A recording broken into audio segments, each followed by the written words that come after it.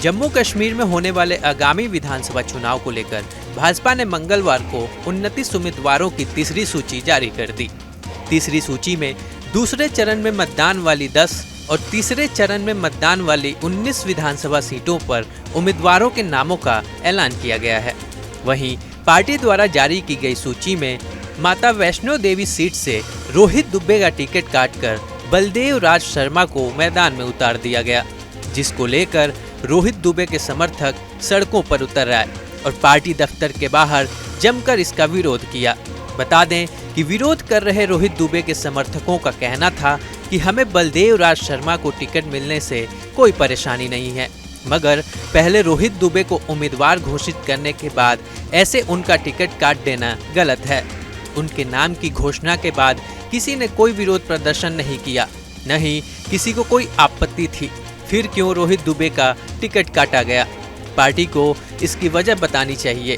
वहीं कुछ समर्थकों का कहना था कि अगर रोहित दुबे माता वैष्णो देवी सीट से चुनाव लड़ते हैं तो ही हम भाजपा को वोट देंगे। ये जो टिकट थी हमारी परसों अनाउंस हुई थी रोहित दुबे जी को, लेकिन इसमें किसी ने विरोध नहीं किया। एक बच्चे ने विरोध नहीं किया कि गलत टिकट दी है, लेकिन आज ये टिकट अनाउंस हो जाती है बलदेव राज शर्मा जी को। बलदेव राज शर्मा जी भी कोई वोट नहीं है, पार्टी के ही है, लेकिन इनको अनाउंस की पहले क्यों, फिर काटी क्यों? किसी ने विरोध किया वो बताएं। किसी ने विरोध नहीं किया है। अगर दिल्ली से कोई काटता है तो वो दिल्ली से वोट थोड़ी देगा, काम इधर हम करते हैं, तो दिल्ली वाला वोट थोड़ी दिलाएगा। अरे रिजाइन दे रहे हैं, जिला प्रधान जो है महिला मोर्चा की है रिजाइन दे रही है, मंडल अध्यक्ष रिजाइन दे रहे हैं, डीडीसी रिजाइन दे रहे हैं, मंडल की पूरी टीम रिजाइन दे रही है। क्या लगती है अभी जो अध्यक्ष जी बोलते हैं उसी पे। मेरा नाम सुरेंद्र सिंह है, मैं बूथ मेंबर कुंडरोड़िया से आता हूँ बीजेपी का। तो कल परसों जो टिकट अनाउंस की गई रोहित दुबे के नाम पे, उसके बाद आज अनाउंस की जा रही है बलदेव राज शर्मा के नाम पे।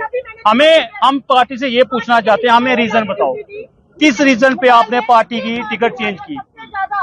अगर कोई विरोध होता, कटरा में कोई विरोध करता या कोई और वजह होती, फिर हम भी मानते कि नहीं जी विरोध किया है।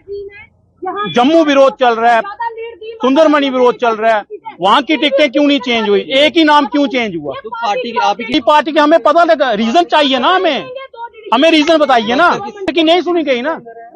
अगर हमारी सुनी जाती, हमें पूछता कोई तो हम भी बताते। वर्कर की सुनी ही नहीं, जो फैसला आया पीछे से आके बिना मर्जी के।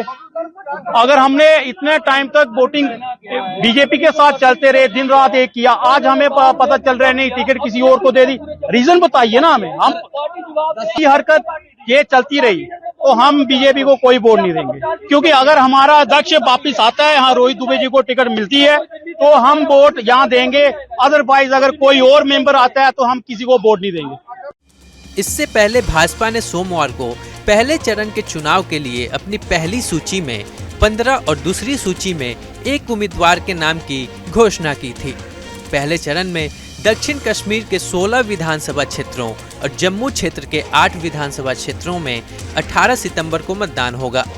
भाजपा जम्मू कश्मीर को लेकर अपनी तीनों सूचियों को मिलाकर अब तक 45 उम्मीदवारों के नाम का ऐलान कर चुकी है।